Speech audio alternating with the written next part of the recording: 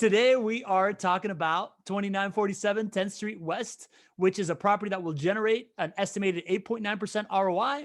We'll have a resident ready to move in who has signed a 2 or 3 year lease and is located less than 5 miles away from downtown Jacksonville.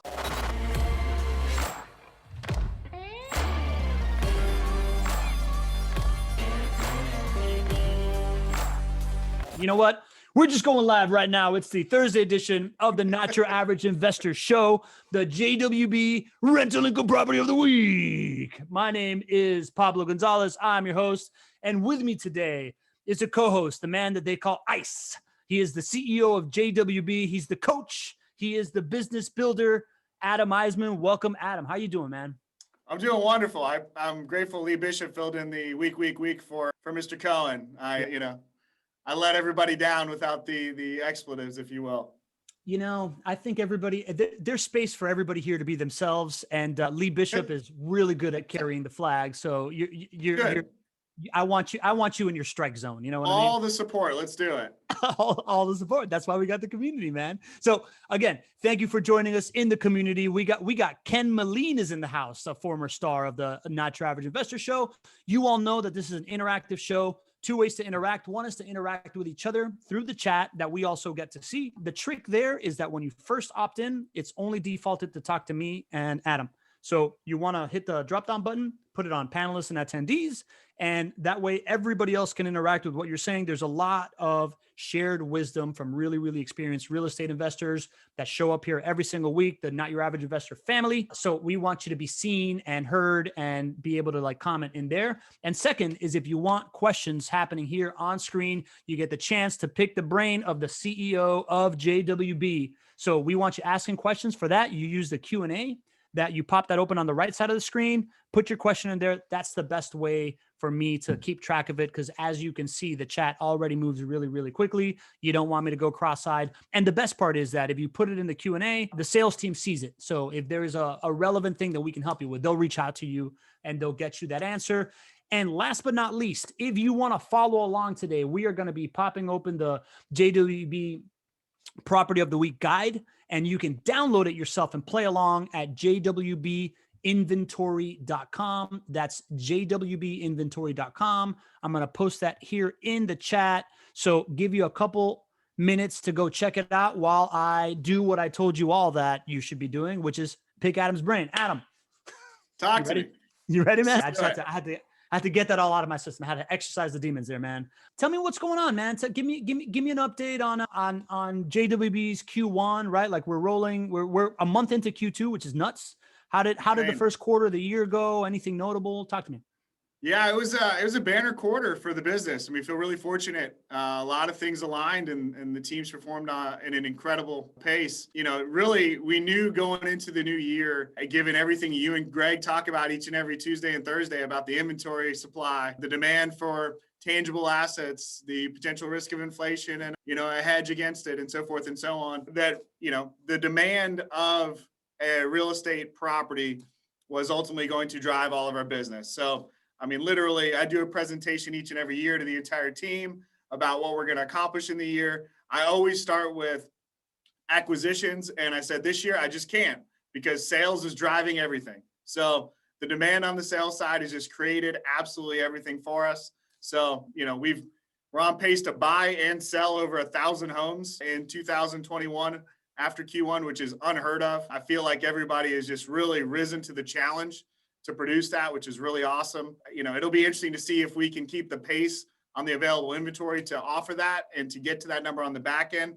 But we should buy over 1,000 homes this year, which is really impressive. We never bought more than, I think, 735 ever in a calendar year. So big numbers off the board in Q1. Is buying homes like your leading indicator? Is that kind of like what fills? Our business is an assembly line, right? So, like I said, when I start talking about our business, I'm typically going to start about acquisitions. And that's the launching point of our conversation.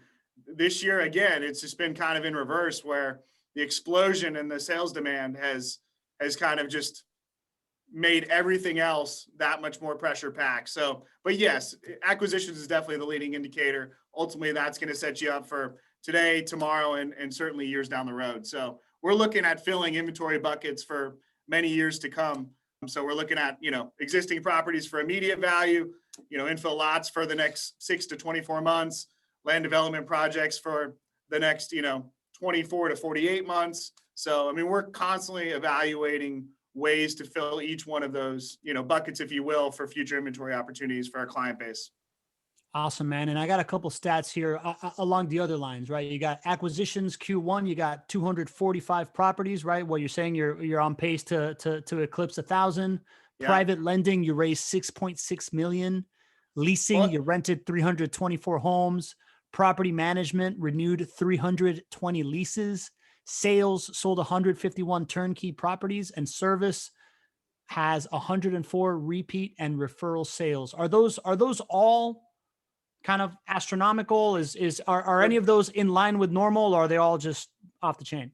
No, they're beefy too. And a couple things just to, the acquisitions and the sales numbers, those are closed sales. So, the contracts are even more. I mean, I think there were 300 plus contracts on the acquisition side, just shy of 250 on the sales side. So just to clarify, the contracts written are even more than what actually closed. But the numbers are gaudy. I mean, they're unbelievably gaudy. 300 plus new leases signed, 300 plus leases renewed. I mean, we're really just wildly blessed to have the management and supervisory team that lead the charge. They're up for any challenge we throw at them, and the staff really responds. So, in order to be able to perform at a high level at that type of volume, you got to have really dynamic leaders in place, and we're really fortunate that we do.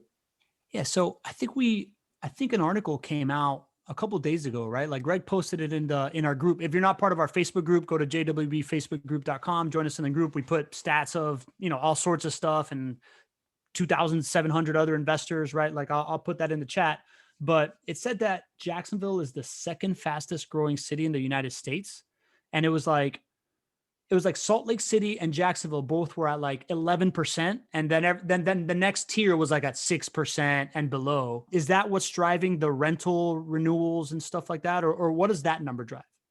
So, I mean, I think a lot of it is just sheer volume based, right? But the appetite is there. So, I mean, obviously in the last year, there's been a mass exodus in some of the larger cities in the northern part of the country and the western part of the country, and they're moving south by and large. And Jacksonville has been the recipient of a lot of that. And you're seeing that both on the rental market and certainly obviously on the sales side everywhere. So, I mean, down to 1 month of inventory, as you know, talking to Alex last week, I mean, it is some staggering numbers right now. Rental homes are flying off the shelves. I mean, we're moving rental homes in 30 days ish right now, which is very quick. We have less than 50 on the available market, which is wildly low for us. So it's really pretty wild right now in general. So it's a wild time.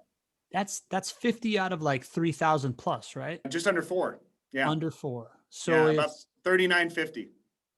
3950. I'm trying to do the quick math, but it's like a 0.1%, something like that. Yeah, it's going to be in the 1% range, a little less. Jeez, that's insane. All right, cool. Well, that's the market update. We're going to jump into the property here. If you haven't already gone to jwbinventory.com, this is the sheet that we are going to play with. And right now I'm going to magically whisk us away to 2947 10th Street West, Jacksonville, Florida, 32254. If you have rental income, if you have questions about the property, questions about rental property investing, start putting them in the Q&A, because once people start putting them in the Q&A, it starts to pile up and we tend to sometimes not get to all of them, right? Because it piles up. So I encourage people to put them in early and often, right? But like right now we are showing to our friend that is listening in the podcast in the future, a 3-bedroom, 1-bathroom house at a purchase price of $131,000. It's got a driveway as parking and a lease of 2 or 3 years of $925. And the big number here, what you're actually coming to JWB for, is this estimated conventional financing total monthly cash flow of $148, and this estimated conventional financing total ROI of 8.89%. Adam, as I told you, we always start the show. We like to explain what these two numbers represent. Can you give me a little breakdown of what this total monthly cash flow represents in your own words? Yeah, absolutely. So the cash flow is going to be your monthly net income after all expenses, largely, is what you can expect from that number. So after you take out your property management fees, your mortgage payments, all of that, that's what you can expect to receive, on a monthly basis in the net capacity. Your return on your investment is going to be your summary of your cash flow divided by your output of initial investment annualized. And that's what you can expect there. So there are certain things that we do include in that number, and there's certain things that we don't include. So, some of the things that are included are principal reduction. So, for those of us that take out a mortgage in order to acquire properties, the beautiful thing is you've got the resident ultimately paying rent, and a good portion of that rent is going to your principal on your mortgage. So they are ultimately paying down and reducing your principal each and every month. Tax benefits, the beauty of owning real estate, tangible asset, is that there's a depreciation. There's a ton of write-offs available to owning rental properties, interest, taxes, insurance. So it includes tax benefits at a 30% tax bracket, which, obviously is much in the news today. And there's a high probability that for a lot of us, that's going to increase. So that's what you can kind of expect as far as the included. It also includes maintenance and vacancy, which are the numbers right below that, Pablo. So that's data that we've run for many, many years out of our portfolio, based on the type of property. So you've got a vacancy rate of 3%. As we just talked about, I've got, I think it's 44 available homes on the market right now out of almost 4,000. So that's about 1% available, which is really super low compared to what it typically is. We prepare our clients for about a 3% vacancy rate. Maintenance on an existing property. I mean, this home was built many years ago, so obviously it's a little older. Inherently, it's going to have we've renovated it. We've put it in great condition for the resident, for the future owner. But at the same time, it is an older home. It's going to have older bones. And we do anticipate a 6% annualized maintenance expense compared to gross rents collected on a renovated property on city sewer. So that's kind of the components that are included. One thing that's excluded that's really important and fascinating is appreciation. So, I know Pablo likes to play this game, so I'll let him do that. But we were reading articles actually earlier this week where year over year appreciation is somewhere between 11 and 12% in Jacksonville and nationwide. So, I mean, the numbers are astronomical right now. Historically, dating back to 1980 in Jacksonville, the appreciation rate is, Pablo? 4.3%. You want to play the game, my friend? I do want to play the game. This is my favorite favorite you might, game. Sir. This is my favorite game on the show, right? So again, haven't included home price appreciation in. This is, by the way, the spreadsheet that you can download so you can mess with these numbers and see it, right? I'm going to play the game at 4.3%, but you can put in 11% if you think that that's what's going to be sustainable. Adam, real quick, you want to explain why you have it at 0% and why you don't include the 4.3 on the way in before I do the big reveal?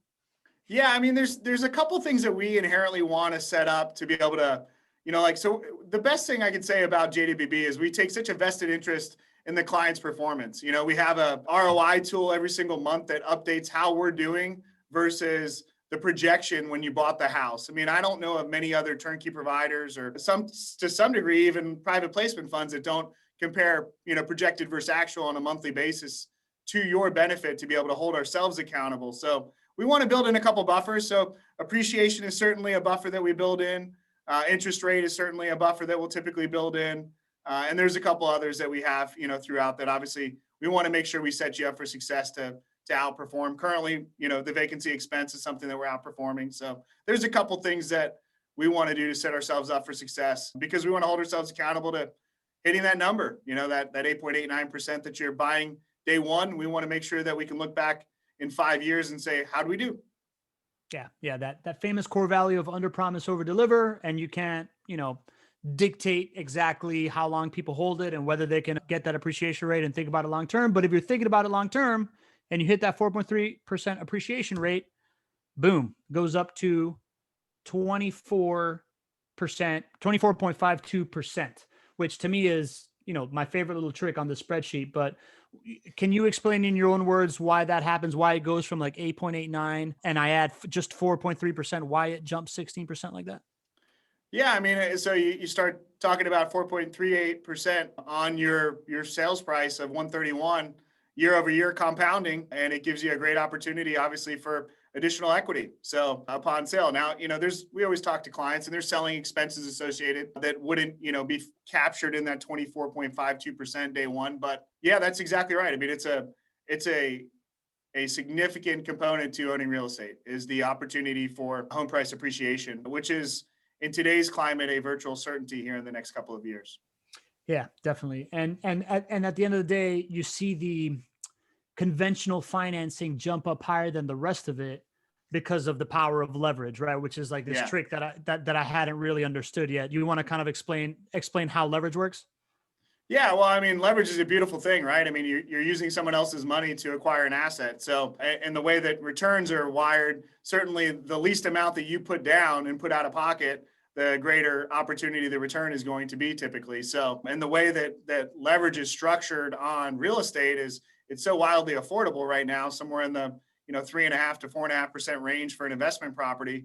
It's really very fortunate time to be able to take advantage of that, lock into that rate for the next 15 to 30 years, and you talk about, again, another hedge against appreciation. You've got that fixed rate for the next 30 years. If the value of the dollar goes down and down and down, it doesn't really matter, right? Because you've got your debt locked in for the next 30 years. So cool opportunity. And the other thing is it allows you to be able to acquire typically 2.5 to 3 properties for the same price that you'd pay for acquiring one all cash. So you're able to, purchase a property at 2021 prices, not 2031 prices, using the same amount of capital out of pocket. Yeah. And that, this had to be explained to me a couple of times. So I'm like sensitive to it. Right. But it's like the idea that if you're putting 25% down on a property, you only have to come up with a quarter of the money for it plus closing costs. That means that if you have the full price, you can get 3 properties, and each property that you're putting 25% down, you're making the appreciation on the full price of the property, not just that quarter that you put down, which is why I've like hurried up and scooped up 2 properties. Yeah. I mean, we talk a lot with clients, the ones that are looking at the long game, leverage is a beautiful resource for them. The ones that obviously are relying on the cash flow today to live, to pay bills, leverage probably isn't the best resource for them. So, a lot of it is spending some time with you and getting to know exactly what you're looking to accomplish and building out the best purchase methodology for you. But if you have the long game in mind, leverage is a beautiful thing. Yeah, totally, man. Which I got the long game in mind right now. So, all right, man. Now we're gonna play a little short. Now we're gonna play a little short game. We got some questions we're gonna start pouring through. And again, keep them coming, y'all. We got 5 questions in here right now. Keep them coming. Let's really dive into this thing. The first one is a simple one from Carl Thompson. He asked, "Is this property ready to go right now?" It is. So I'll give you a little backstory of this property because I think it's kind of a neat story, actually. So one of the things that we do that isn't wildly discussed, obviously, on this platform is we manage homes for other people that didn't buy the home from us, right? And this is an example of that scenario where we actually acquired a small property management company, their book of business, about a year ago now. And this client was part of that acquisition. So we purchased that property management business. We onboarded those properties, those clients. We manage them now. Those were not JWB turnkey properties day one. This client has a handful of properties, and this one was owned in her IRA. She bought it. She did very little work to it when she first purchased it. And when the resident moved out and we went in to do a property turn scope, it was like a mini renovation. It needed a little bit more work than I think she was expecting and that she had the funds allocated for in her IRA. And as we all know, there's limits as far as what you can actually put into an IRA annually. So she was kind of hamstrung in a cash scenario and came to us and said, "Hey, are you open and interested in purchasing the property from us?" So we did. So we were able to come to a place where we paid more than she paid, which is a wonderful thing. So she made some income there. She's still a client with us, and we managed a couple of her other homes for her. And we, bailed her out of a tough spot from a cash flow perspective in her IRA. And it provides an opportunity for us to have a home that we can renovate and then turn around and provide to a new client looking to acquire. So to answer the question, the resident moved out, I think at some point in February, late February, I think maybe the 28th of February or so. We did about a 3 to 4 week property turn, made it available for rent early April, and it is ready to go. So that's the beautiful thing. It's completed and finished. Awesome. And on the market for rent currently. I think it's been on the market for about 25 days right now. Okay. All right. Has this one, so this one is actually available to purchase? Because sometimes we have ones that have already been sold.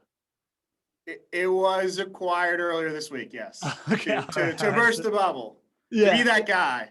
Yeah. Well, Um, it's all right. We're getting used to it with the velocity. yeah, it's the dirty little secret that Greg, selects the property of the week early in the week, and the sales guys have a mission to make sure that we don't show up here Thursday with an available property. But yes, this one did go under contract earlier this week. It is currently actually vacant and available for rent, though, ironically. Okay, interesting, man. Before we go to the next question, I want to follow up on something you said because I think it's something I've never heard before. But you said that they were in trouble inside their IRA Yeah.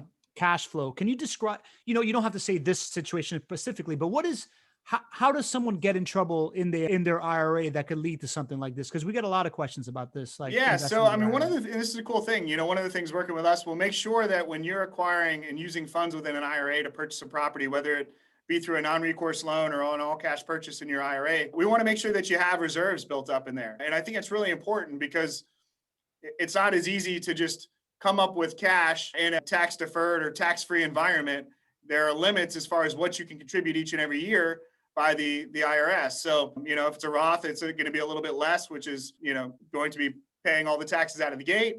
If it's a tax deferred or a traditional IRA, it's going to be paying the taxes late and it's a little bit more, but it's typically somewhere in the $5,000 to $7,000 range annually is the max that you can contribute. So, if you have absolutely no money in your IRA, you have a $15,000 expense, it definitely can put you in a bad spot. So you have to make sure that you have some reserves built up in your IRA if you're going to hold real estate in your IRA. Got it. Okay. That makes a lot of sense. Just want to clarify, right? Like this home has been sold, but there are other homes in the portfolio that are available right now for buyers. Yeah, absolutely. Of course. Yeah. We Yeah. do So have just, we do have available homes as we sit here and talk and chat today. all Just right. not 2947 10th Street. Got it. Yeah. Because Mark Larrett says, I'm going to have to do some actual work to find a property. No, Mark, all you got to do is go to chatwithjwb.com. There's homes there. Once you get on Exactly the right. call with the team, they'll just talk you through it. And at the end of the day, what JWB has done, what I've learned in the last year of, being the person that gets to pick the brain of everybody at JWB is these are like widgets, right? Like they find properties that fit a certain profile of performance. So they're not selling you a property, they're selling you these numbers that they feel very, very comfortable hitting. And everything that gets offered to you once you go to chatwithjwb.com is going to be very, very similar. And you just have very simple choices to make on what profile you like best, right? Is that kind of accurate? Yeah, it's a really great point, Pablo. I mean, I think there's obviously subtle differences. Locations are all largely comparable style locations, but they are different areas of town. So if there's a preference, that's something we can talk through. Of course, we certainly build a lot of brand new homes and have a stock of existing homes that we'll remodel and make sure that they're in a great place from a long-term maintenance perspective. So, we have kind of the same pool of homes. There's subtle differences. They're all going to be somewhere in that 7 to 9% conventional return on investment that you see here. That's pretty much where we play. It's pretty consistent. The other big variable a lot of times is capital, right? I mean, certain clients come to us with different capital opportunities, and that a lot of time will drive which property they end up going with. So subtle differences, but and you nailed it. We talk about properties, largely like a widget or, it's a stock or a bond. It's something you buy and you set and forget. It's not a curb appeal. It's an asset. It's a long-term investment. And that's kind of how we, coach our clients in order to be able to acquire additional properties in their portfolio. Got it, man. All right. So I teased this earlier and I have been failing at it, but let's get into these questions. Lee Bishop, MVP of the Not Your Average Investor Show, and replace hype man when somebody does not echo the property of the week thing. Lee Beautiful. Bishop. Beautiful, right? Backup hype guy. I love it. Yeah, he's the best, man. He asks, property tax looks high. Is this not in one of the 4 JWB neighborhoods? So this is 32254. So I guess the question is this one of like the core neighborhoods? And is the property tax actually high on this? Yes, it is one of our core neighborhoods. It's a neighborhood called Paxton, which is just west of downtown, north of. It's a cool story there on Paxton too. It's area of town that 7, 8, 9 years ago we didn't invest ourselves, but it was an area we saw an opportunity as Murray Hill, Riverside, downtown all started to have some expansion and some growth and some positive traction from a home price appreciation. We bought about 50 homes ourselves that JWB held and managed for about a year to make sure that the experience would be very comparable to a client. And since then, Paxton has folded into one of our buying areas, and we've bought heavily there in the last probably, call it 5 or 6 years. So it's absolutely one of our key areas. Property taxes are oddly variable to some degree. I mean, the best way I can typically explain property taxes is it's the property tax assessor is going to stick a value on the home, and then they're going to obviously multiply that by the millage rate, which the millage rate is going to be very comparable to any other property. The assessed value is the high variable. What we typically find is anywhere between, call it 60 to 75% of the value of the home is what the home is actually assessed for. There's no rhyme, reason, science behind that, other than that's just what our 15 years of experience has largely taught us. So largely you can is that Greg Cohen? Hey, Greg, nice rookie move. You're only talking to panelists, buddy. Yeah, what a rookie. I see Greg Cohen popping up on the screen. Yeah. He must be on his flight back. Yeah, so obviously it's largely going to be based on the tax assessor. That gives you a pretty significant discount from the price of the home. So that's how it's largely calculated, Lee. There you go, man. And speaking of rookie moves, I'm gonna show my rookie colors here. Is the property tax in this sheet, or is Lee poking around in a different one of these sheets? No, it's right there. It's row 26. Okay. So estimated annual property taxes. All right, there you go. Yeah. So this is proof that I'm not a real estate expert. I just play one on TV. So all good. Lee, Ken Moline has a question. Are lower priced, lower rent properties more likely to have lower turnover, i.e., longer leases and re-signing than higher priced homes? That's a really good question, Ken. We haven't found trends like that across specific price points of properties when it comes to renewals. I think what we found, I mentioned that, of course, JWB manages homes that don't fit into the turnkey bucket, right? We have about 1,050 homes that we didn't supply to those owners, about 350 to 400 clients that fit into that scenario. Some of those homes are, we'll call it probably 50 to 75 of them are 2,000 plus monthly rent homes. Those you typically have less likelihood of renewing. Those individuals are largely oftentimes looking to buy a house. But aside from that trend, Ken, I haven't seen a higher priced rent leading to a more likelihood of renewal or a less likelihood renewal. I think the cross segment of data that we see is largely somewhere going to be in that 68 to 73% of renewal, regardless of the rent price, minus those kind of outliers that are very much in the high end area with the high end rents that really aren't designed to be rental properties. They're more primaries that someone moved out of and then backfilled a resident for one reason or another.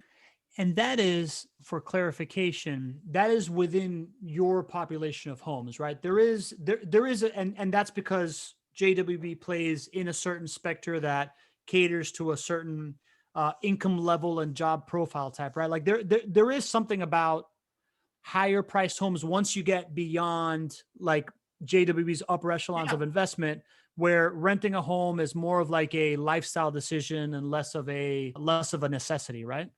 Yeah, I think that's exactly right. I think it's a choice. And it's usually a short-term choice for one reason or another, family issue or immediate job loss or temporary displacement, taking care of a family member, whatever it might be. It's usually a short-term thing by nature. And I think that's probably why you see a slightly shorter lease term on some of those higher end rents that are really outside of what I would call our turnkey product that you see each and every week here on, Not Your Average Investor Show. Yeah, just part of the JWB risk mitigation strategy, right? Dominic Albano writes, Dominic Albano asks, late to the show, is this a JWB refurbished property? This definitely looks like a remodel, right, Adam?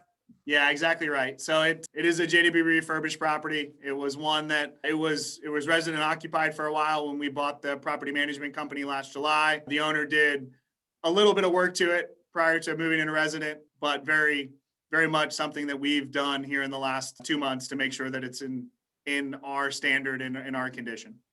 Got it. And speaking about the standard and condition of the renovation, Murph Hayes writes here in the chat, roofline seems to indicate structural issues. Was add-on / garage conversion fully permitted? Are you familiar? It was before us, Murph. Long time before us. So I can't speak to that. We did zero structural or floor plan work to this house since we've been managing it in the last year. Once you take over house, if something had happened before that, whatever permitting or whatever, does that kind of like wash out and now everything is or as seen when it changes hands? It's a yes and no to answer Okay. the question, Pablo. It's a yes, it's not an issue unless something else triggers it to become an issue. So hypothetically speaking, if there was something else that created a significant problem on a potential unpermitted addition that we had to bring up to code, we would have to bring up the entire addition to code. So if there is nothing else, we'd be fine. Got it. Got it. So once it passes inspection, you're pretty good, right? Correct. Yes, sir. Cool. We've got somebody here from France. Anonymous Attendee asks, why isn't there any tax savings when using non-recourse loans?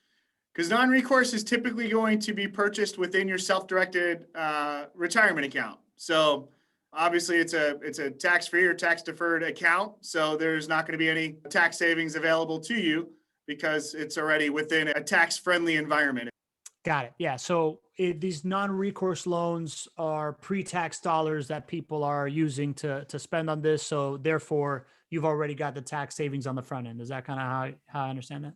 Yeah, pre or post tax, but yes, it's going to be it's a tax deferral or a tax-free environment. Yep. Tax deferral. That's the terminal. I'll get that one of these days, man. All right. Lee Bishop has another question. Has this one already been adjusted in the rent raise due to the 131K buy-in number? To the rent rates? Yeah, he said rent raise. So are the numbers adjusted for whatever raise is going to happen on the rents based on the 131K? So the way that we do the rent range is year one lease is going to be $50 less than year two lease. So we typically only sign 2 and 3 year leases. So here you've got, my eyes are failing me, but 900, I believe, year one, 950 year two. So we're putting in a 925 for a middle ground of your first lease rent price. Now, if it's a 3-year lease, the year 3 lease would be at the heightened escalated amount as well. So it'd be 900, 950, 950, year 1, year 2, year 3. So we'd actually be slightly underrepresenting a 3-year lease in this average. Got it. And Lee has a clarification. He's talking about the new rent policy change. Maybe you want to talk about that?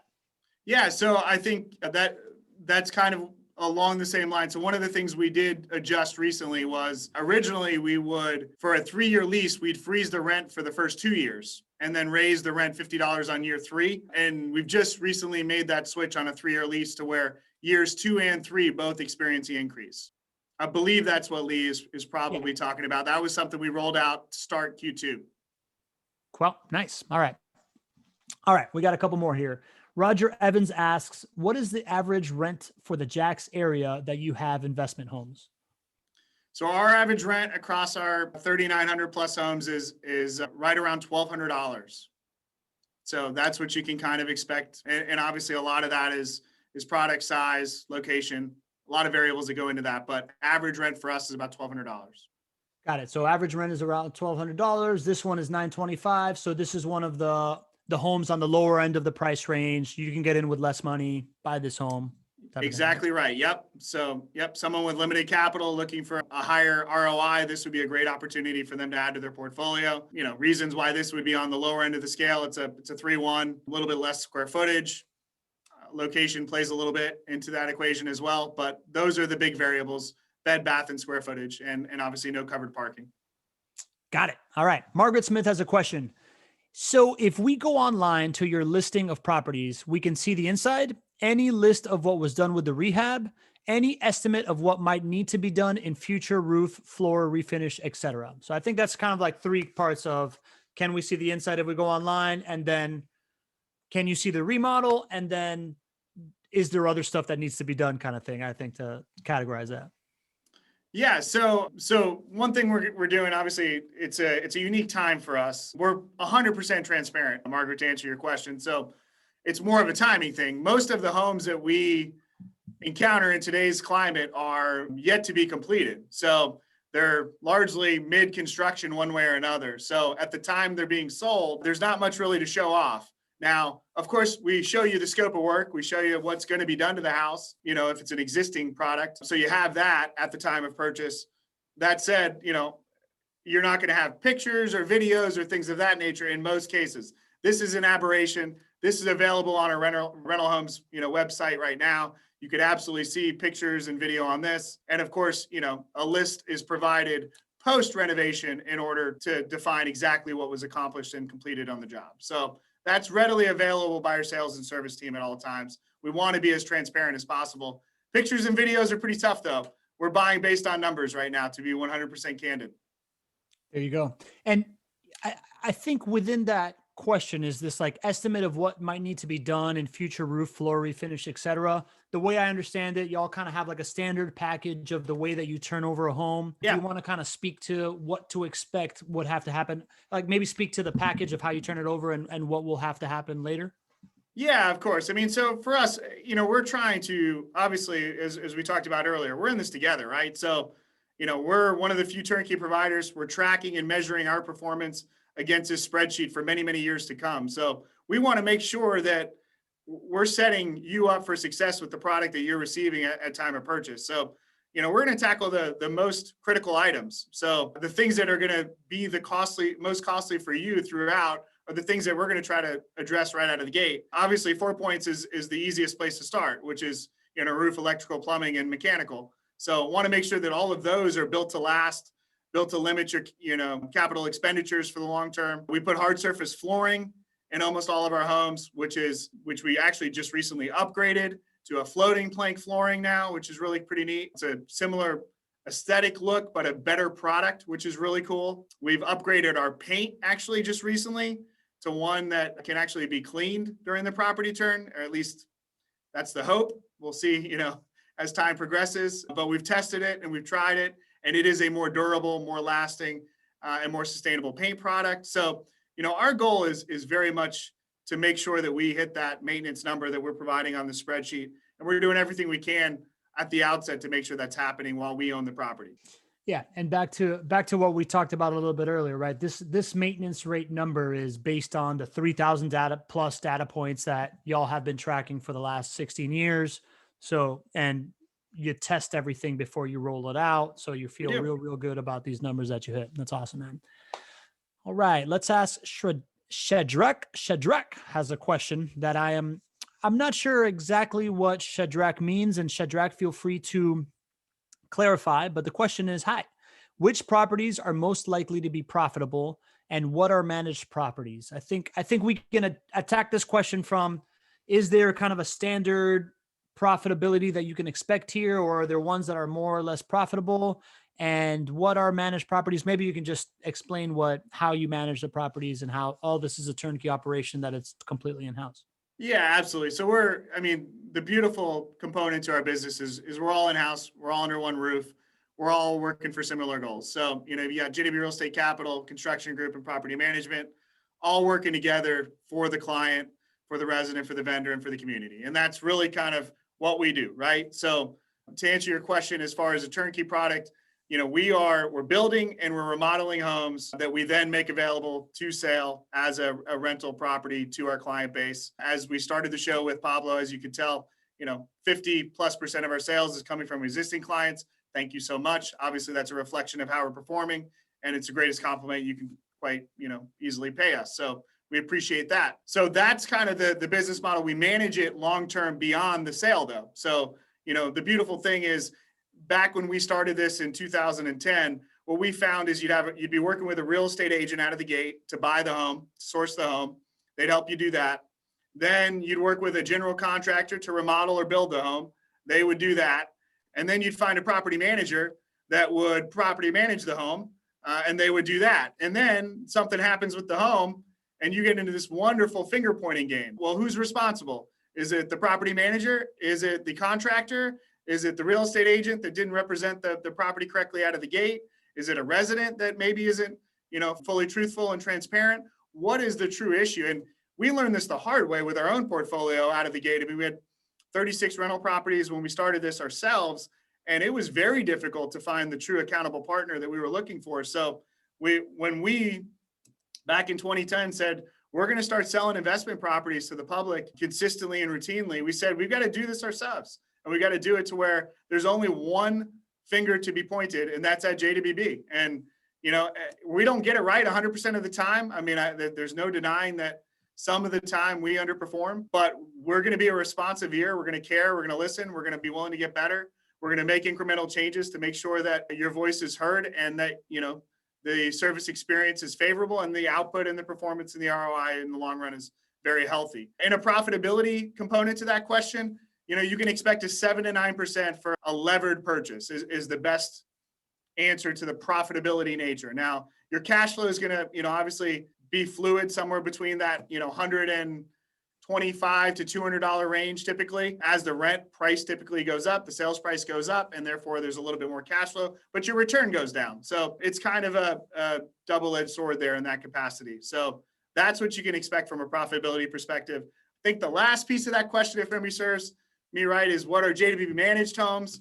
It's, if somebody says, I have a portfolio of 10 homes that I've owned for 20 years here in Jacksonville and I'm not happy managing it myself or with my current property management option, they come to JWB and they say, hey, here are the 10 homes. I'd love for you guys to be my property manager.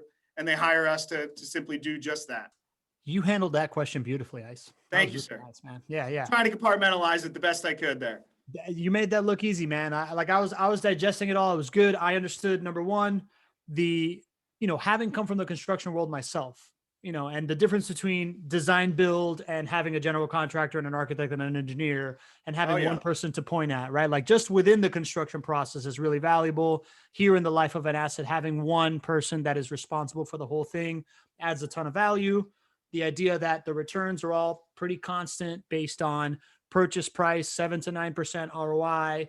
Cash flow will be indicated by price of the home and how that goes. So it means if you put more money down, then you get a little bit more cash flow, but it's all kind of the same return.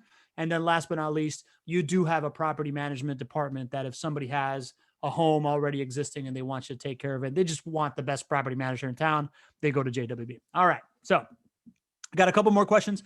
I do want to ask one thing. There's a lot of questions coming in the chat.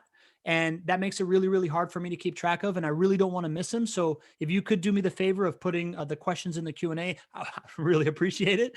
That being said, I'm going to keep, as much track as everything as I can. And I think this one goes kind of in what we're talking about. But Shanti Palayankotai has a question. Shanti, I hope I got that name right, and I hope I didn't butcher it. Please let me know. I take pride in how I pronounce names out here. But she puts, if the property's a rehab, does that mean the buyer needs to take a construction loan and then refinance during closing? No, that's a beautiful thing. You're getting a conventionally financed loan. So it's going to be a 75 to 80% loan to value, 20 to 25% down. And it's a finished product by the time that you go to acquire financing and or close the home. Nice. So, yeah. No, you would not need a construction loan. That's the beautiful thing. There's no bridge loan. It's just a fixed product, which locks you into a 15 to 30-year term at a very low interest rate. Yeah, totally. Listen, Shanti, if there's anything that I've learned as from working with JWB for the last year plus is the idea that everything that they do is to make it easy. If there's any kind of like extra step in the process, that's not why you come to JWB. You come to JWB to have one person take care of everything, even on the client side, which I've recently become. I get one phone call a month that I spend 30 minutes talking to, maybe 15 to 30 minutes talking to my portfolio manager, Cody, who is a bubbly, awesome guy. And he tells me where all the money is. There's an interface that I see everything, and it's all like one-stop shop. So it's everything here is made to, buy a rental income property, cash flowing property, the way that you buy a T-bill or a stock or something like that, right? And just be totally, totally passive. So that's just my perspective. Lee Bishop asks, I know JWB has new builds ready to go, but is slow moving due to inspectors and permitting and inspections and whatnot, right? Like there's a bottleneck. But does JWB have new properties for investors to buy currently?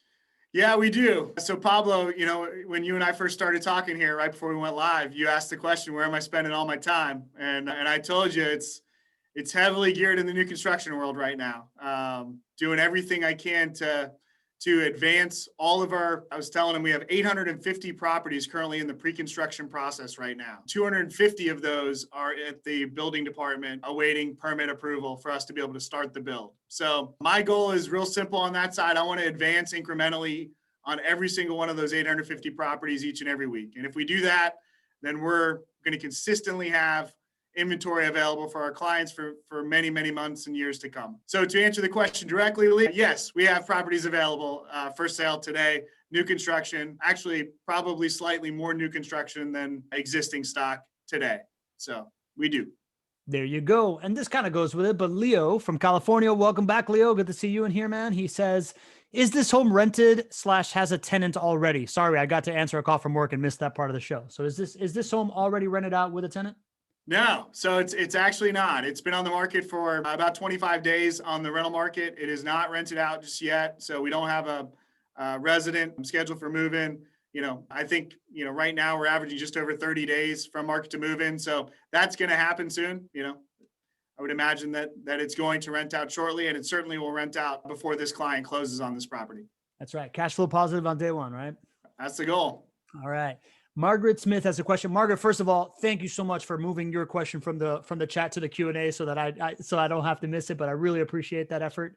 And she asks, do you insist or encourage tenants to get their own renter's insurance, including liability, and then with owner as additionally insured as a question mark?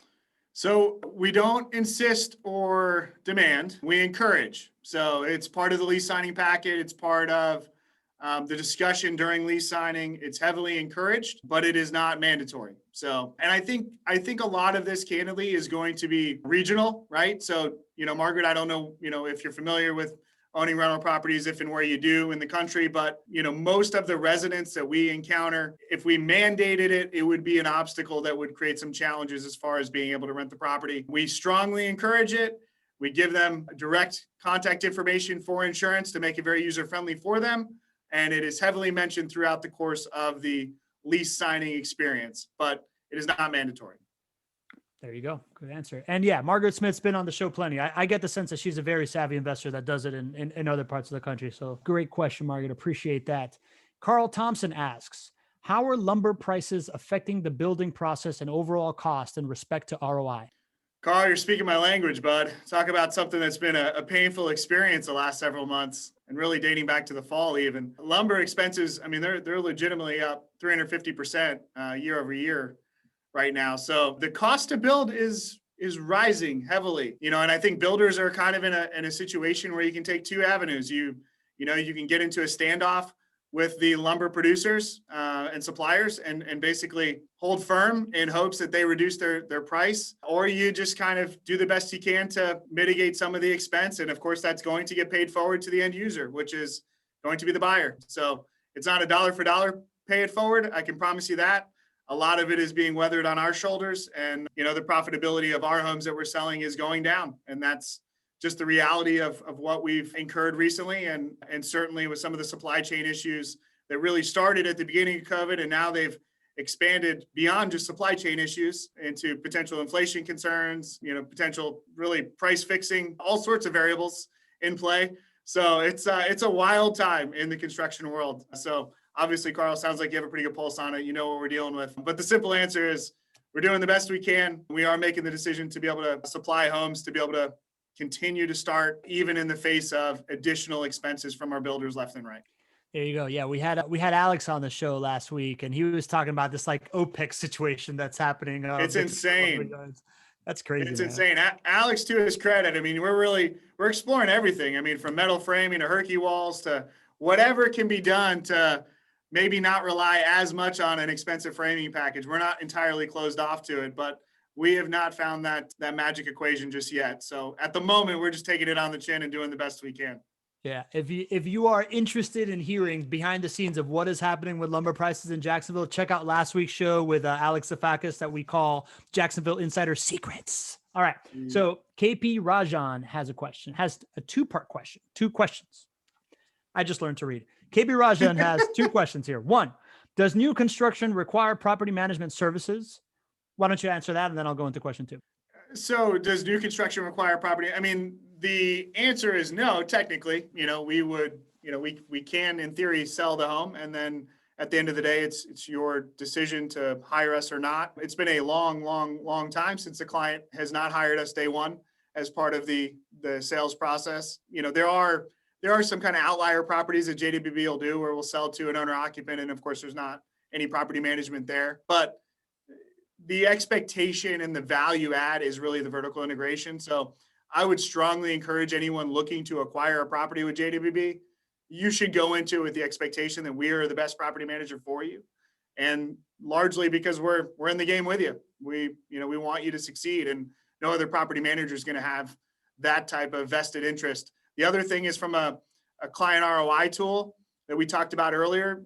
Obviously if we're not your property manager, we're not going to have the data to be able to measure how we're doing. And obviously it's not really going to be how we're doing. There's a lot more variables in play. So the accountability component really gets lost if we're not the end user and the property manager. So our PMA is a 1-year term. So if you're not pleased and you're not satisfied, you're certainly welcome to make a consideration of parting ways at that point in time with proper notice. But, we really value and pride ourselves on retaining business, performing. And I think the fact that, 50% of our sales come from existing clients is really a testament to just exactly what we do for our client base. There you go. And speaking of keeping people happy, that made me really happy that you mentioned vertical integration. Thank you, Ice. I appreciate that. I got you, bud. I've noticed a trend between you and Mr. Cohen lately those are the buzzwords. So I'm just trying to keep the momentum going for you guys. You're doing a phenomenal job, buddy. All right. KP Rajan's second question. He writes, your spreadsheet is fantastic. Thank you. You're welcome, KP. Curious about depreciation that seems to for 90% of the property value. Does that mean that land value is 10%, which cannot be depreciated? Nailed it. Exactly right. Yep. So it's an estimate, and obviously not every property is going to be wired the same, but that's exactly right. So we factor in 90% of the price of the property depreciated over 27 and a half years. And that's exactly right, KB. Outstanding. Savvy Kanan asks, and I hope I pronounced that correctly, Savvy. What are the steps to move forward once I like the property? Savvy, first of all, I'm going to tell you, go to chat. If you want to move forward in seeing properties, you go to chatwithjwb.com and you book a call there. I'm going to put it in the chat right now, but maybe you can answer to Savvy kind of like what that client onboarding process is. Cause I know you don't immediately look at a property, right? Yeah. It's funny. I was doing an interview for, we've got 3 open positions for internal staff earlier this week. And I was telling the candidate that we intentionally hire slow. Like, we want to make sure that by the time we extend an offer to bring you onto our team, it's such a significant investment for us to hire someone. We want to make sure that it's a really good situation for you and a really good situation for us. And I started thinking about that, and I turned to my left and I see Mike Stewart. I turned to my right, I see Brandon Thompson, our 2 sales guys. And I think to myself, you know what? We do the exact same thing on our turnkey sales process. We intentionally onboard slow. We want to make sure it's setting you up for success. And it's a situation where your expectations are right in line with what I know I can do. I mean, there's certain things that as a business owner, as a turnkey provider, as a property manager, I know I can do. And there are certain things that I know I can't do. And I want to make sure that my expectations match yours. And that really sets everyone up for tremendous success. So the answer to the question is usually it's a 4-call process before you're looking at homes. And by the time you're actually reviewing homes with one of our teammates, you're making a decision based on the available inventory at that time. You're sharing screens, you're reviewing the spreadsheets that Pablo and I just talked through today, and you're making a decision. There's a binder deposit, there's a contract, there's an introduction to your client service teammate, as Pablo knows firsthand. He just went through this a year ago, so he knows exactly what I'm talking about. There's an introduction to your title company, your insurance company, your mortgage lender, and we quarterback the closing process as much as possibly to facilitate all of those teammates to work for you, to get you to the closing table and close, as soon as possible. The closing timeline is highly variable based on the property you're buying. If it's new construction, a lot of times, like I said, it might take 60 days to finish, which means it's more of a 90-day close. If it's an existing home, typically, if you're buying financed with a conventional loan, we can get you closed with about a 45-day timeline. All right. We are wrapping up here, Adam. Last 2 questions. You got like 3 more minutes? We're good. All right, cool, man. We're all good, bud. Keep them coming. And Margaret Smith has a clarification of her last question. She says, I asked the liability question as I once had a problem with a tenant with the hurricane headed our way.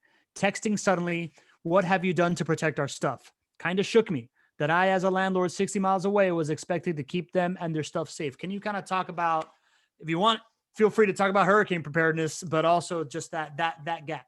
Yeah, I mean, hurricane's real, right? So, I mean, market for us, it's not only hurricanes are really bad in real estate in general. They're really bad when you run a property management company with 4,000 homes.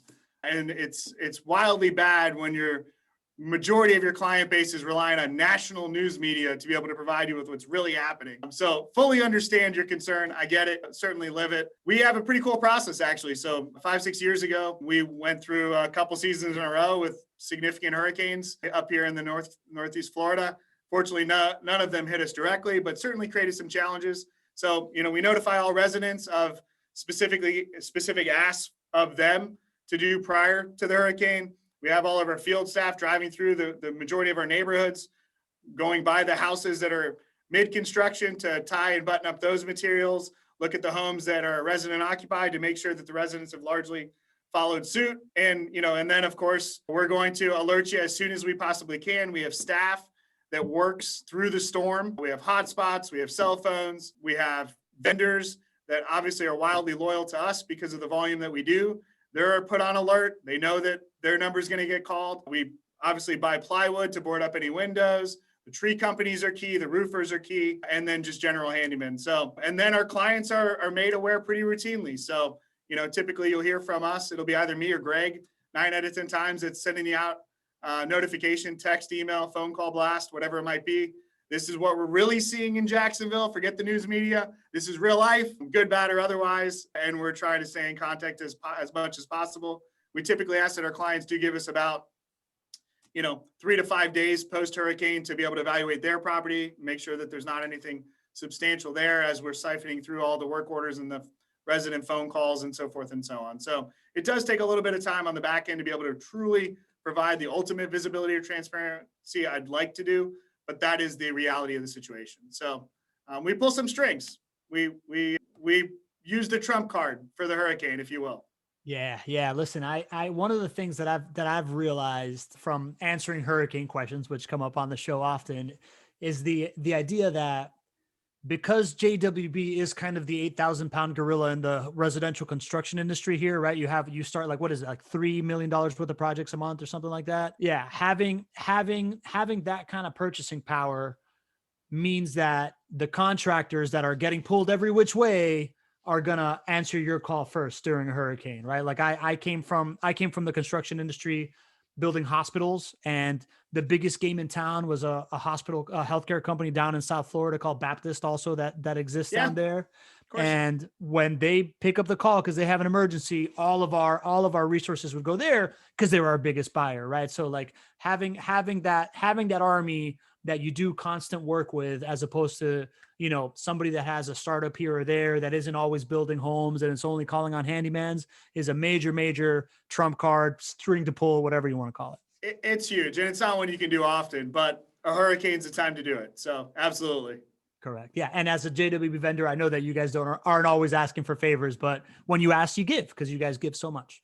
We try. We try, certainly. Yes. That's awesome, man. All right. Last couple questions here. First of all, KP Rajan says, thank you on the property management service query. He wasn't planning on going with a different manager. He was just curious if new homes generally have issues that have to be. So cool. Thanks for clarifying, KP. Savvy has another question. Could you please share with us the probable changes to 1031 exchanges? You got any visibility on that? I don't. I'm not sure if you're asking from a tax code perspective. I haven't heard significant changes to 1031s yet in any of the new tax proposals. There is always that possibility. I do know it is a little harder for us to accommodate 1031 clients just based on the way the inventory timing is working out right now, admittedly. So I think that's probably potentially, if you've talked to our team, what you might have heard. And that's largely because most of the homes that we're selling today here on April 29th are scheduled to finish at some point in June, minus the occasional, existing stock and renovated property. So I think that's some challenges in regards to what we're going to have finished. I think that, if the building permit side doesn't catch up to the sales demand side very quickly, that timeline's only going to expand. And that's, I think, part of the pause and potential panic on our side in regards to being able to serve folks that need an immediate replacement property in the 6-month window. Got it. Great answer there, man. Last question. Danny Davies, kind of how we started the show. Danny! He asked, Adam, how crazy is Trevor Lawrence mania down there now that draft day is finally here? I'll tell you what, it's not as if Tim Tebow is going to be the Jacksonville Jags quarterback, but it's pretty wild here. It's pretty nuts. Trevor's the hope, and Jacksonville is a franchise that needs about as much hope as they can get. It's a rough experience going 1-15. So thank you to the Jets. Really appreciate Frank Gore. We're going to send him gifts every single year. And yes, we're wildly pumped about Trevor Lawrence. He's, if he's anything like the Andrew Luck, Peyton Manning, John Elway comparisons, anything close to that, it's a beautiful day to be able to go to a Jacksonville Jaguar game coming up. Life is better when your team has a good quarterback in football, in American football, right? Like it just is what it is, man. Absolutely. So, Adam, great job, man. Killed it today. I want to really, really thank everybody real quick. Next steps here is if you want this spreadsheet that we were just messing with, go to jwbinventory.com. If you are curious on specific questions or you want to talk to the team or you want to personalize experience, you want to move that forward, go to chatwithjwb.com. You can pick out a date right there, get on the call with Courtney, and that's when the process really starts to get fun. I am right now in the middle of closing my second property. Huh? Yeah, buddy. Yeah, man. I'm excited. I'm hoping to get to a third by the end of this year because I know that appreciation is going bananas, right? So I'm trying to scoop up as much as I can right now. Smart man. And hopefully buy a home. We'll see how the business performs. So we'll see how it goes. But anyways, thank you so much for joining us. We had 40 plus people on the call with us. We still have 30 people. It is not ever fallen on us, like empty that you take an hour of your day to hang out with us in the middle of a Thursday, middle of your work week. That is just a testament to the value that we're trying to put out there. And it's really, really gratifying to see it. Adam, I appreciate your time today. You're getting rave reviews here in the chat. Denny says you're the man. Margaret says, move over. Great communicator. GC, Adam is in town. Roger Evans says, great transparency, Adam.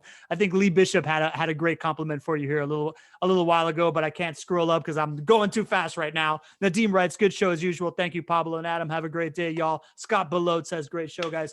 Thank you. Right. Like our Not Your Average Investor Show family is what makes this show, right? Like these were all user generated questions. It makes it really, really easy to show up here and help out, man. So next week we got GC's back. He's coming back from Antigua. He's going to tell us about his vacation. And he's also going to give us his number one piece of advice that he has, right? Like people come to Greg right? I'm one of these people that comes to Greg and is like, hey man, I'm thinking about rental income properties. And you often don't think about like the most important part, which is how you think about a buying plan. So Greg's going to walk us through how to think about a buying plan, going to help us think about that and how to do it. Until then, I hope to see you all in the Facebook group, jwbfacebookgroup.com. Adam, great job, buddy. I'll give you a last word and then we're out of here, my friend. Yeah, I just want to thank everybody. I think it's such a wonderful opportunity for us to be able to serve. We got into this business to do that. And I think thankfully to folks, Denny coming on the show is really cool. Longtime client. It's been probably 10, 11 years. One of the early adopters who really put a lot of faith and trust in us at a young age when we were young kids and probably didn't deserve his trust or faith at that time. I'm just wildly grateful and appreciative to be in the seat, to have the opportunity to serve you all and to be able to make a difference in the community. So thank you all so much. Appreciate the opportunity. All right, back to work.